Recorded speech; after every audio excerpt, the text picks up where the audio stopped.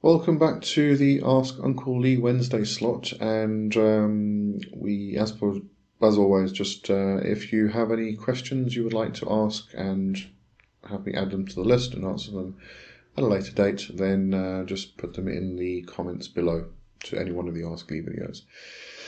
Alright, let's get going. Join me over on Patreon, where you will find all of my books, services and courses in the shop, blog posts, and the various tiers which you can explore.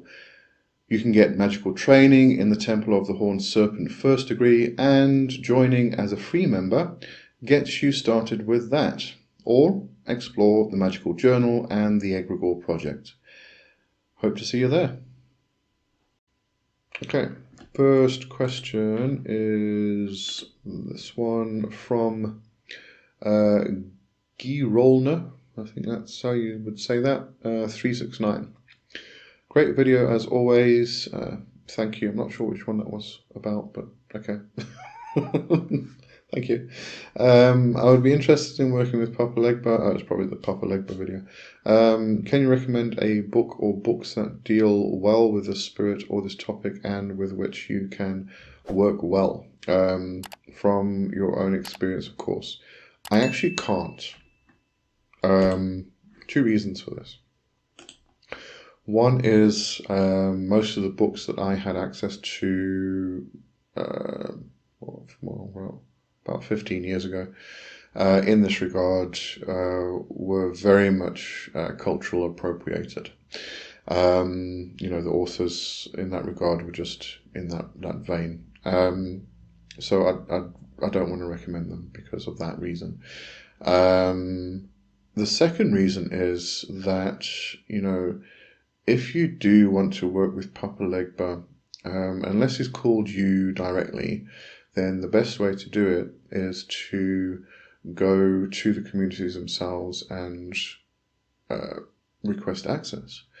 And therefore you are not approaching the topic from that cultural appropriated perspective, and it's probably the best way to do it. It's the most respectful way of doing it, and the way to actually respect the God himself, the Loa. Even if you do get called to directly by Papa Legba, again, still seek out the communities, ask for their advice, ask for their aid and their help. And you'll probably find if you approach them with respect, they'll probably be open to helping you. Because Papa Legba's come to you, so you just need some help from the people who actually do work with Papa Legba. That can be a little bit difficult. I mean, I live in South Africa. I could travel up north to the Congo and places like that, but that's a hell of a trip, and I can't even fly down to Cape Town. It's too expensive. Can't really do that quite often. So it became a thing of, I need to be careful. Yes, the spirit came to me, wanted to work with me, that's fine, and everything else, but there's still a cultural appropriation thing, so I don't really want to benefit in a way that would be disrespectful to the communities themselves. Okay, so what would my advice be here? If Papa Legba has called you, sit down and work with him. Get that direct information directly from him. Really that simple. If he has not, and it's just a spirit that you are interested in, what culture do you come from first of all? Can you get access to the cultures that work with the Loa, with Papa Legba and others? If you can't, tread lightly. Okay. If it's Papa Legba hasn't come to you directly and it's just a spirit you're interested in, you can't get access to the communities, etc., etc. Consider other gatekeepers, other key holders, doorkeepers. Papa Legba within that tradition is, apart from other things, but also mostly considered to be the opener of the ways, the gatekeeper, the doorkeeper, whatever we want to call that thing, that title, give that title to. So there are many others. I mean, it's not just this one tradition and Papa Legba that has this particular function. You can go into the Grimorium Verum, and you've got Skirlin. You can go directly to your Holy Guardian Angel, your personal daimon, or again, whatever terminology you want to use there. Hecate is one of the entities, the deities, which is considered to be a crossroads, liminal space being, which will open the ways, open the gates. So there's a lot of other deities or entities, spirits that have the same function. So if that's the reason why you want to work with Papa Legba, and you are not part of, or cannot become part of those cultures, have a look at these other ones. There's many of them, and there's at least one in every single culture. So you've got your work cut out for you at the end of the day. But yeah, that's really going to be my advice in that regard. Okay, so just tread lightly in those areas. Okay, right, going to move on. This is a question from Lost Source 99. I recall that name. How do you identify parasitic behavior? What is the best way to protect yourself against astral parasites? Also said, thanks for your content, Lee. I've been loving your journal over on Patreon as well. Your boombox has inspired me to create my own spirit box for Asmodeus Mars S. Cool, lovely stuff. And thanks for joining the Patreon, the journal tier on Patreon.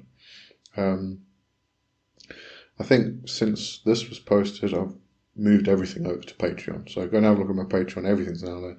The shop, the services, my books, the video courses, the tiers, Temple of the Horned Serpent's on there. Everything's on Patreon now. Brilliant platform. I'm loving it. All right. How do you identify parasitic behavior? Usually, this is going to be something the best thing to do here is coming back to journaling. Keep a journal, okay, and you'll start to notice patterns that start happening. And for me, it's usually the kitchen. If I just cannot keep the kitchen clean, I mean, yes, I'm going to be washing dishes and cleaning the counters and the floors and stuff like that, like almost on a daily basis. Well, washing the dishes on a daily basis and cleaning the counters on a daily basis. But every now and again, I just get these periods where it doesn't matter how much I clean, it just doesn't feel like I've done anything. The kitchen's still dirty, and I just can't get past it. And then I know I've picked up some kind of sludge somewhere, or just haven't been practicing properly for a while, and I've kind of just let my energy vibration just kind of sink a bit, and have picked up parasites. We all pick them up, especially if you are interacting with a lot of people every day. You're going to pick up sludge. It's sticky. All right, so that kind of indication of look out for those patterns that kind of keep coming up.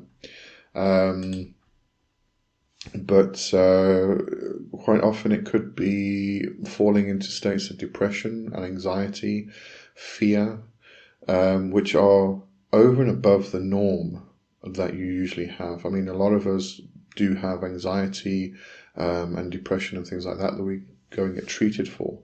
So get the treatment if you need it. Definitely go and seek out professional therapy and get the treatment, the advice from a professional in that regard of concerning the depression, anxiety, etc. But if it becomes more than usual once you're getting the treatment, you have these periods where it just becomes more than usual. It might not be parasitic. It could be, but it might not be. It could be. There's many factors that come into play here. It could just be a bad hair day. It could be something planetary, astrological. Just things aren't lining up properly, and therefore we sink into this kind of lower vibrational state. But it could be parasites, and then just have a look out for the patterns and see what's going on. How do you protect yourself and deal with them? You do cleansing work, and you do your daily practice to raise your vibration. And that's really it. If you're doing your daily practice and you're keeping your vibration high, I always kind of equate it to tuning a radio. The old radios, AM and FM radios. You kind of see that slider going along. This is the slider going up and down.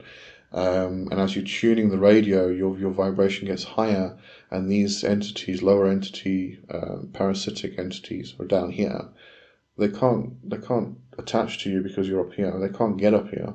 So you have to tune your radio higher, the frequency higher, to get out of their kind of their pool. But if you slack off, if you start becoming a little depressed or anxious, or you're going through a period which is particularly stressful, is particularly fearful, almost, then your vibration tends to lower a bit, and you might pick up some astral parasites which are going to feed on that.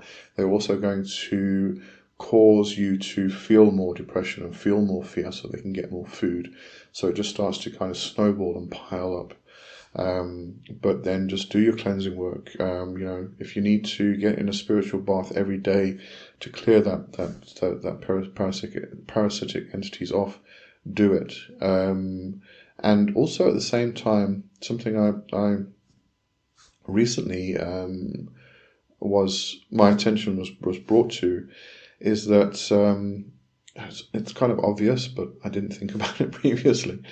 If you are battling physical parasites, and you're going to the doctor, and the doctor's saying you have parasites in your body, your physical, and these are physical parasites, and giving you medicine for it, check to see if you've got astral parasites. You probably have. The two kind of go hand in hand, because if you think of manifestation techniques, for instance, we would do our work to bring something into existence on the astral plane, which then bleeds through into the physical, and that can take a period of time. Time frame wise, I usually say 2 weeks up to a month. If after a month it hasn't come through, you probably need to do something.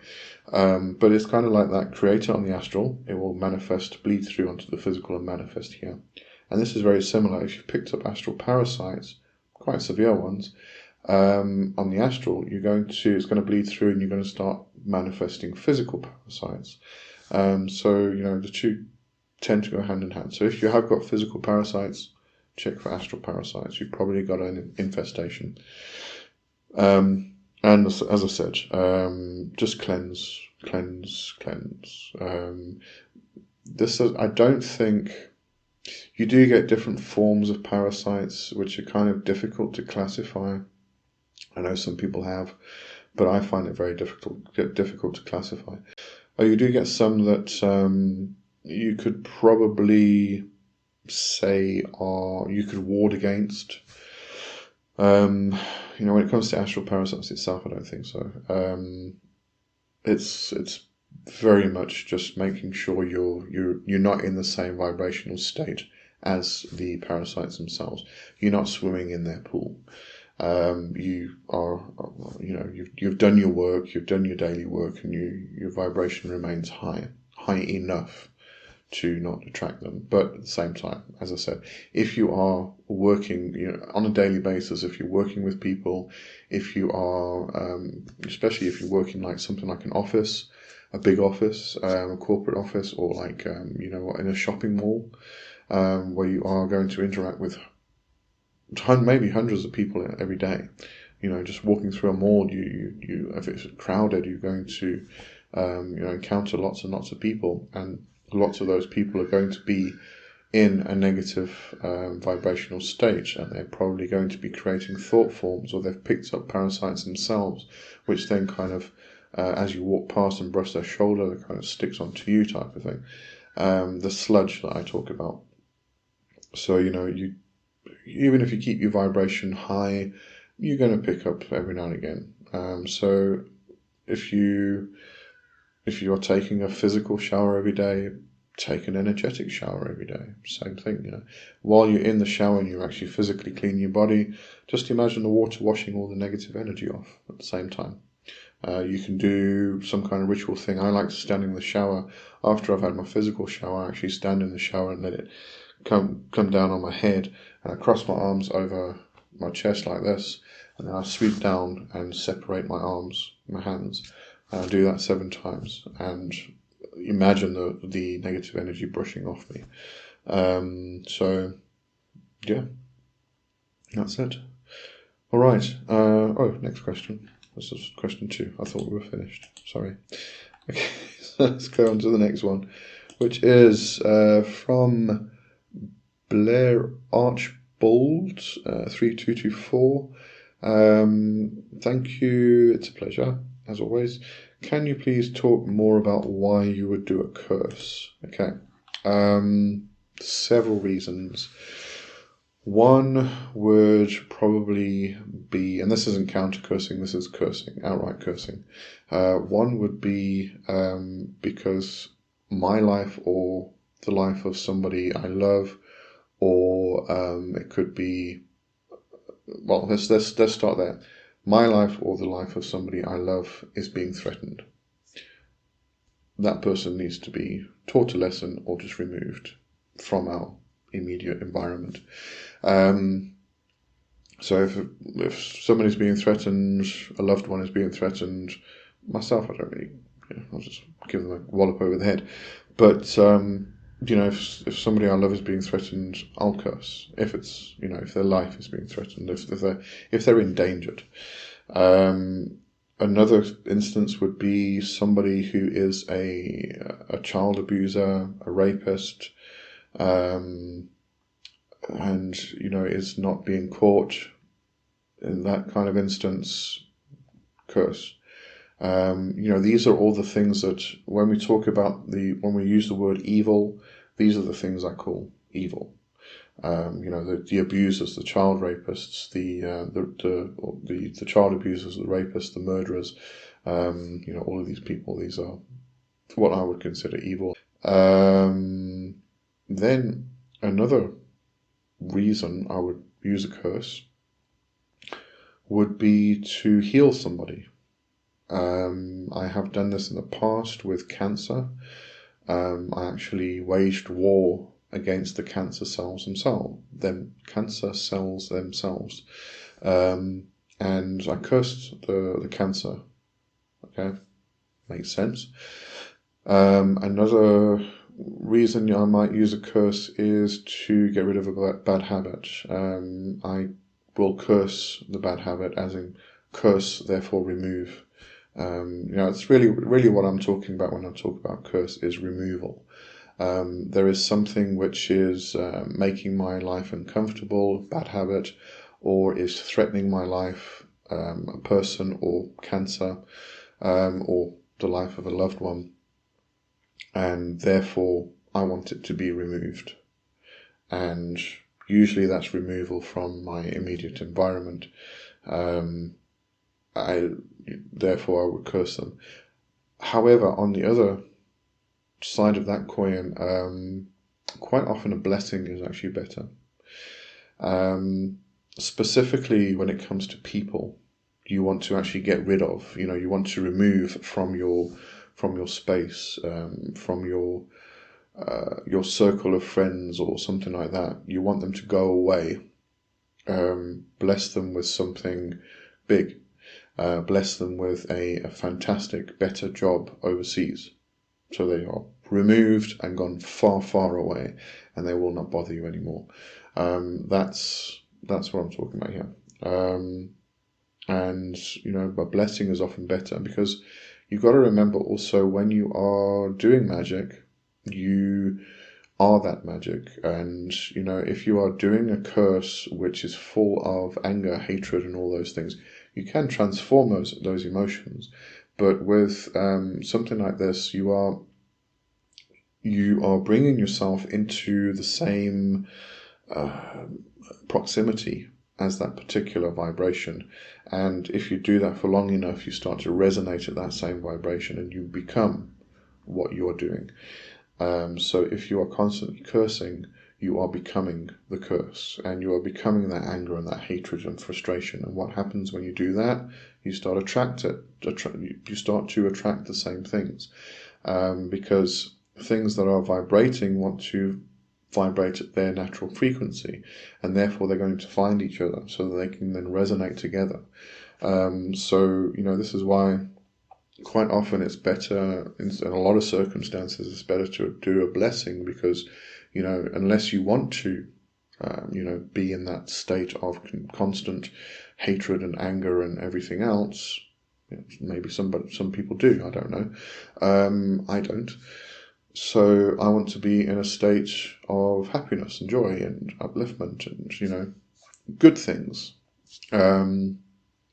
Then, you know, a blessing is often a better choice, because when you do a blessing, you then put yourself into the proximity of that particular frequency and influence, and therefore you start to resonate at that vibration and that frequency of blessing, and therefore you start to attract the same things.